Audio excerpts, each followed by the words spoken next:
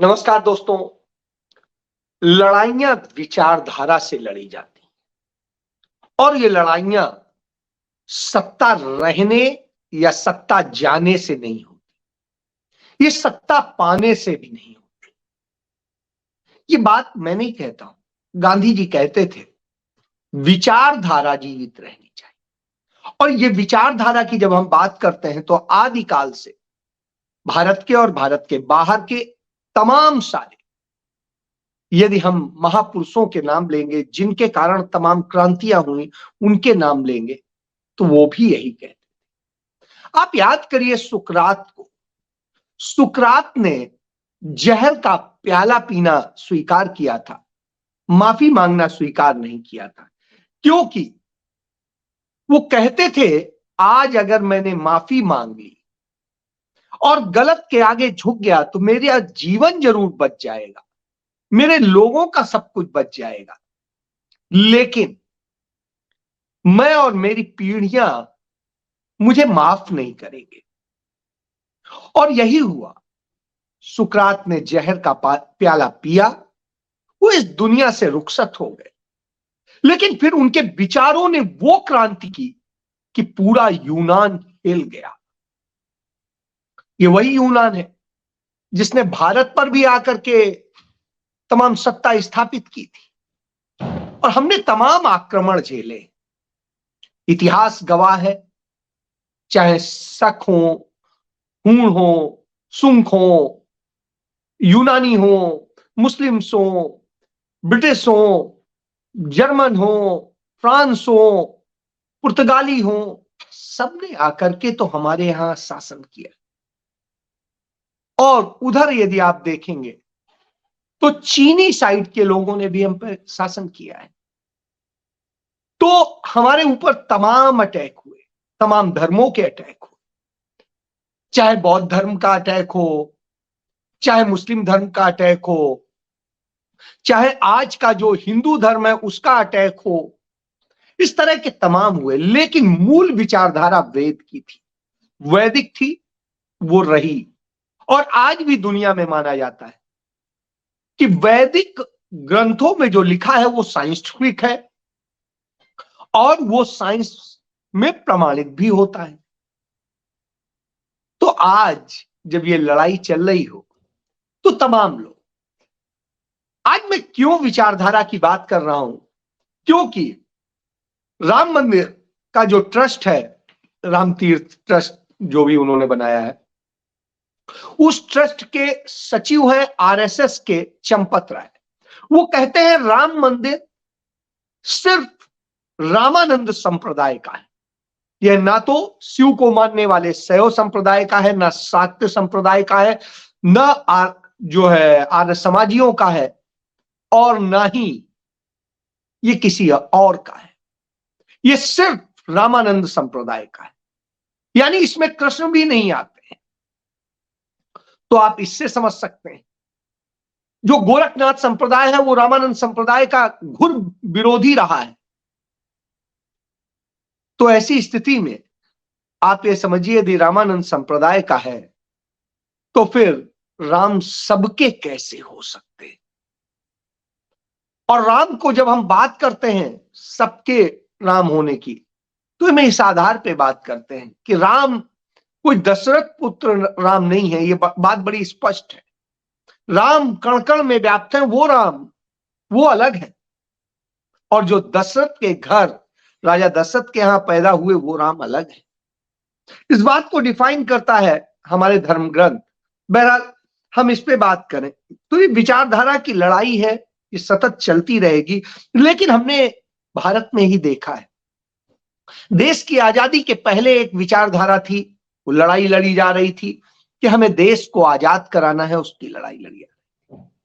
आप याद करिए महात्मा गांधी ने चंपारण में जब इस देश के आम जन को उस लड़ाई से जोड़ने की शुरुआत की, नील की खेती से जो प्रभावित हो रहे थे उन किसानों के यहां से जब शुरू किया, तो यह एक विचारधारा थी और वो विचारधारा आगे बढ़ी, उस समग्र देश को एक साथ जोड़ने में सफल हुई। और उसका नतीजा आप देखिए, यदि आप चौरी चौरा कांड को ही देख लीजिए, तो उस कांड में मरने वाले और मारने वाले दोनों हिंदू थे, हर जाति के थे। कोई यादव था, दोनों तरफ यादव थे, दोनों तरफ ब्राह्मण थे, दोनों तरफ मुस्लिम थे, दोनों तरफ क्षत्रिय थे, दोनों तरफ और दूसरे लोग थे। तो यानी अंग्रेजों के साथ भी जो खड़े थे वो भी हमारी जाति और धर्म से जुड़े हुए थे, और इधर भी जो खड़े थे वो भी थे। लेकिन लड़ाई तो विचारधारा की थी, और विचारधारा के कारण जो वो क्रांति हुई, उसके नतीजतन तमाम लोग मारे गए, और तमाम हमारे लोगों को फांसी दी गई। जो फांसी दी गई उसमें भी हमारे हर जाति हर धर्म के लोग थे। तो इससे आप समझ सकते हैं, यही स्थिति कमोवेश यदि आप जलियांवाला बाग कांड देखें तो उसमें जनरल डायर सिर्फ आदेश देने वाला था, गोली चलाने वाले सारे हिंदू और सिख थे, और मरने वाले सारे हिंदुस्तानी। वो सभी जातियों से थे, सिख भी थे, हिंदू भी थे, मुसलमान भी थे, सब थे, मनिया भी थे, क्षत्रिय भी थे, ब्राह्मण भी थे। पूरी लिस्ट देख लीजिए, आप समझ जाएंगे। तो कहने का अर्थ है कि विचारधाराओं से लड़ाई लड़ी जाती है, जब जब जाति धर्म के नाम पे लड़ी जाएगी तो निश्चित रूप से गलत। आप इसको एक बड़ा सुंदर सा उदाहरण मेरे पीछे लगी तस्वीर से देख सकते हैं। बड़ी अद्भुत तस्वीर है। सरदार वल्लभ भाई पटेल पिछड़ी जाति से आते, महात्मा गांधी वैश्य बनिया समुदाय से थे, और पंडित जवाहरलाल नेहरू ब्राह्मण थे। इन सब के बाद में जिस तरीके से उन्होंने लड़ाई लड़ी, एक होकर के लड़ी, यह संदेश है कि देश सबको जोड़कर ही बनता है, किसी एक को काट कर नहीं बनता है। मौलाना आजाद साहब मुस्लिम थे, लेकिन इस हिंदुस्तान के लिए लड़े। वहीं दूसरी तरफ तमाम से राजे रजवाड़े जो राजपूतों के थे, वो जाकर के समझौता पाकिस्तान के साथ मिलने का कर लेते हैं। इसके उदाहरण मौजूद है। इसके भी उदाहरण मौजूद है कि कैसे जिन्ना और सावरकर एक होकर के खेल खेल रहे थे, हमें लड़ा रहे थे और अपनी सत्ता स्थापित करने का खेल रच रहे थे। तो ये सारे उदाहरण मौजूद है। ये जब इतने उदाहरण मौजूद हो तो फिर हम लड़ किस बात के लिए रहे? हम लड़ इंसाफ के लिए रहे। आज राहुल गांधी एक विचारधारा के लिए लड़ रहे हैं जिसमें सभी धर्मों, सभी जातियों, सभी को न्यायिक हक मिलना चाहिए, राजनैतिक भी, आर्थिक भी, सामाजिक भी। किसी के ऊपर कोई अत्याचार नहीं होना चाहिए। आप याद करिए, राजीव गांधी सत्ता में थे, तमाम मुस्लिम संगठनों ने शोर मचाया, गुट बना करके लड़ाई लड़ी, और वो किया। अंततः सरकार ने कहा कि ठीक है, ये दिन की इच्छा है, यही चाहते हैं, तो शाहबानो केस में फैसला पलटा गया। उसको लेके आज तक राजीव गांधी पर दाग लगाया जाता है। वही दूसरी तरफ हिंदू संप्रदाय के लोग कि जितनी जगह है मस्जिद के बाहर, उतने में ही हमारा मंदिर बन जाए, हमें उसमें कोई आपत्ति नहीं है, हमें वही जगह दे दीजिए। राजीव गांधी उसको भी तैयार हुए, यानी दोनों को संतुष्ट करना चाहते थे। लेकिन नफरत कभी संतुष्ट नहीं होने देती, वो आपको बदनाम कराती है। कोई आपको कहता है आप मंदिर विरोधी है, कोई कहता है आप मुस्लिम विरोधी, जबकि आप दोनों का भला करना चाह रहे थे, दोनों की भावनाओं का ध्यान रखना चाह रहे थे। तो जब यह होता है तो निश्चित रूप से दुखद स्थिति होती है कि आपके कारण, आपकी सब कारणों से वो बदनाम होते हैं, और उसके बाद ये सारी स्थितियां होती हैं। तो जब ये हालात होते हैं तो लगता है कि आप कौन सा देश बनाना चाहते हैं। आप एक जगह खड़े हो, या आप याद करिए, आजादी के बाद पंडित जवाहरलाल नेहरू ने सोशियो इकोनॉमी अडॉप्ट किया, यानी उन्होंने पूंजीवाद अडॉप्ट नहीं किया कि पूंजीपतियों को ही बढ़ावा मिले और छोटे मर जाए, नौकर बन जाए। उन्होंने कहा कि नहीं, सबको हक मिलेगा, पूंजीपति भी मालिक बनेगा और गरीब से गरीब आदमी भी मालिक बनेगा और हर जाति धर्म का बनेगा। उसके लिए नीतियां बनाई। लेकिन कथित समाजवादियों ने पूंजीपतियों के साथ मिलकर, राजे रजवाड़ों के साथ मिलकर के, सोचिए, इस देश को समाजवाद का नाम दिया और फिर जातियों में लड़ाना शुरू किया। स्थिति क्या हुई? इतनी विकराल स्थिति हो गई कि सन 77 आते आते जो है वो इंदिरा गांधी सरकार जिसने पाकिस्तान को दो टुकड़े कर दिए थे, चाइना को हरा दिया था, तमाम सारी विश्व में अपना झंडा लहरा दिया था, पूरी दुनिया के 125 देश इंदिरा गांधी के सामने खड़े होकर उन्हें सलामी देते थे। उस स्थिति में उस विश्व गुरु बने देश को उन्होंने हराने का काम किया, क्योंकि उससे अमेरिका खुश हो रहा था। और जब यह खेल हुआ तो निश्चित रूप से उनके लिए सामने खड़ा था, संकट खड़ा था। फिर पिछड़ों का, दलितों का, मुसलमानों का, इनका सबका एक बनाया गया और जिस तरीके से बांटने की कोशिश की गई, सिखों को बांटने की कोशिश की गई और ये सब खेल हुए, नतीजतन इंदिरा गांधी तो इस दुनिया में नहीं रही।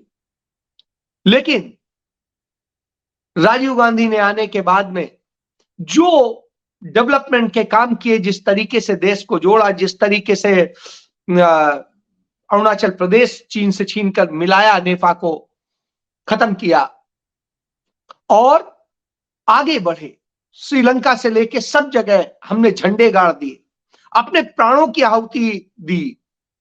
लेकिन जो सरकार आई यह कह के मंडल कमंडल का नाम लेकर के, और मंडल कमंडल वाले एक साथ बैठ करके सरकार बना लेते हैं और उसके बाद अन्याय शुरू होता है।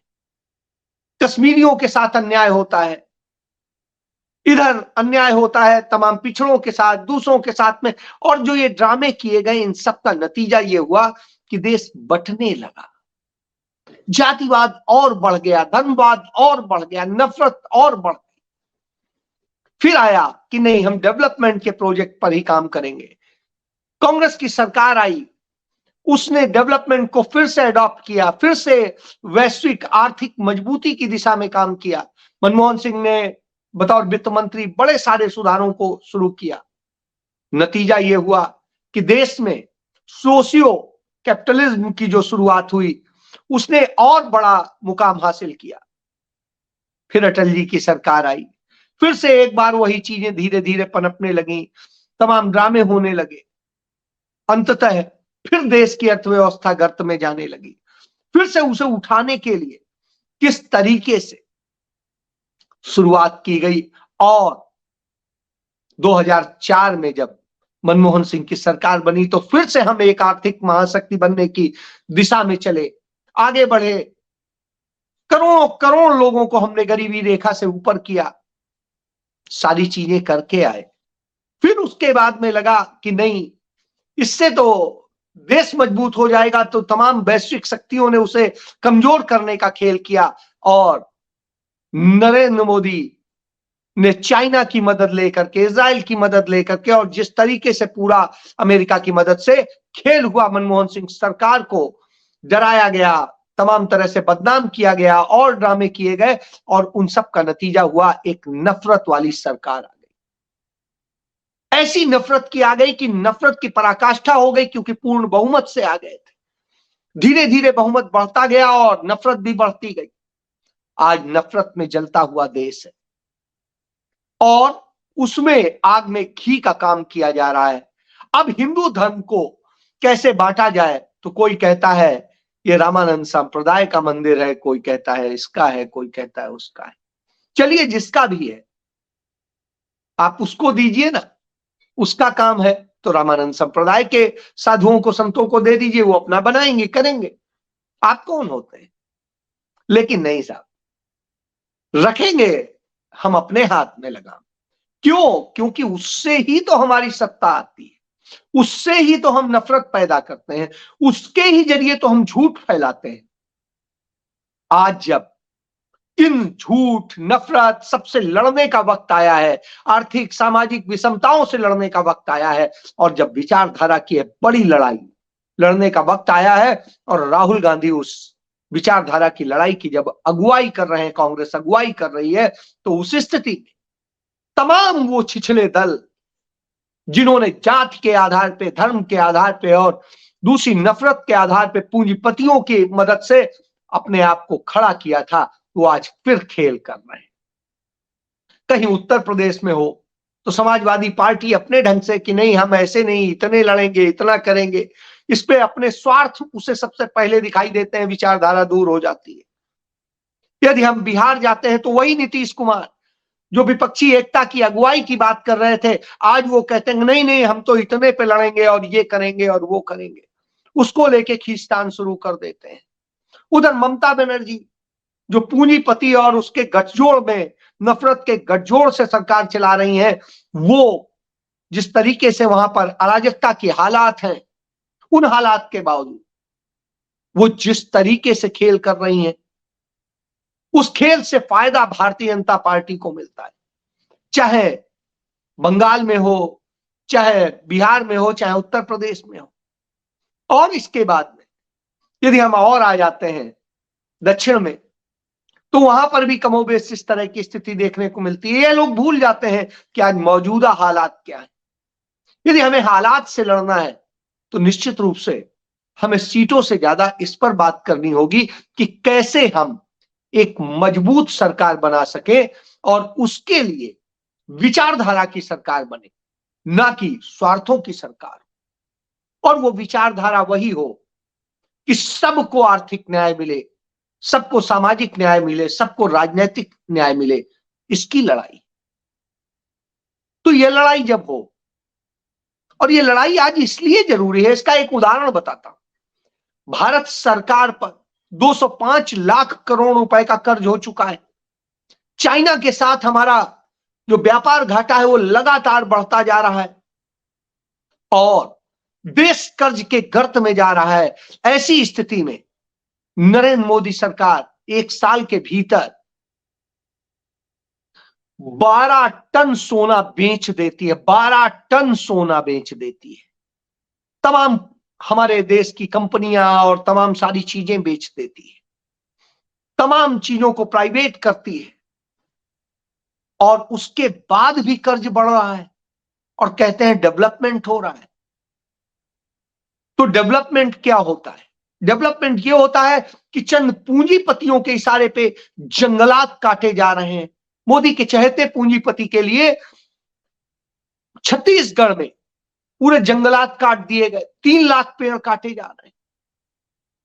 इसी तरीके से आप यदि जाएंगे आगे दूसरे उनमें, तो वहां पर भी हो रहा है। 8.5 लाख से अधिक पेड़ काटने का अनुमति दे दी गई है निकोबार में। तो एक तरफ पूरी पूंजीपतियों को भी सौंप रहे हैं, दूसरी तरफ देश को कंगाल कर रहे हैं, देश की संपत्तियां हो, देश की जो तमाम तरह से जो उपज है, खनिज है, सारी चीजों को बेच रहे हैं। जब देश बेच रहे हो, उस स्थिति में इसको बचाने की लड़ाई लड़नी है या इसको बेचने वालों को समर्थन देने की लड़ाई लड़नी, नफरत फैलाने वालों के साथ खड़ा होना है या उनके नफरत को खत्म करने वालों के साथ में प्रेम और मोहब्बत वालों के साथ खड़ा होना, रोजगार देने की बात करनी है या मंदिर के सामने भिखारी बनाने की बात करनी है। फैसला तो आपको करना है। लेकिन ये चंद नेता, चंद राजनीतिक पार्टियां अपने सिर्फ स्वार्थ की बात कर रही, वो देश की बातें नहीं कर रही। राज्यों के चुनाव होते तो हम कहते कि हाँ ठीक है, आप अपने स्टेक को लड़िए, लेकिन आज देश की बात, पूरी दुनिया में भारत की जो दशा हो रही है वो बद से बदतर है। हम सिर्फ भिक्षु बन के रह गए हैं, हम उपभोक्ता बन के रह गए हैं। ऐसी स्थिति में संकट की हालत है। तो उस स्थिति में देश को बचाने की लड़ाई है, तो ये विचारधारा की लड़ाई है। ये सत्ता अकेले से नहीं होती, सत्ता आएगी जाएगी, लेकिन विचारधारा रहनी चाहिए। तो यदि आपको मोहब्बत की विचारधारा चाहिए तो आपको कांग्रेस और राहुल गांधी के विचारों के साथ खड़ा होना पड़ेगा, उसे वोट भी देना पड़ेगा। और यदि नफरत की विचारधारा के साथ खड़ा होना चाहते हैं, देश को बांटने और बेचने की विचारधारा के साथ खड़े होना चाहते हैं, तो नरेंद्र मोदी के साथ खड़े हो। लेकिन पहचानना होगा इन बीच वालों को, जो मौका परस्त हैं, जो पाले भी बदलते हैं, जो अपने को बचाने के लिए अपने लिए सिर्फ लड़ते हैं, अपने लिए करते हैं। यदि इनको आप पहचान गए तो वास्तविक लड़ाई तभी जीती जा सकती है। फैसला आपका है, क्योंकि ईवीएम आपके दिमाग में है, कहीं और गड़बड़ नहीं। जय हिंद।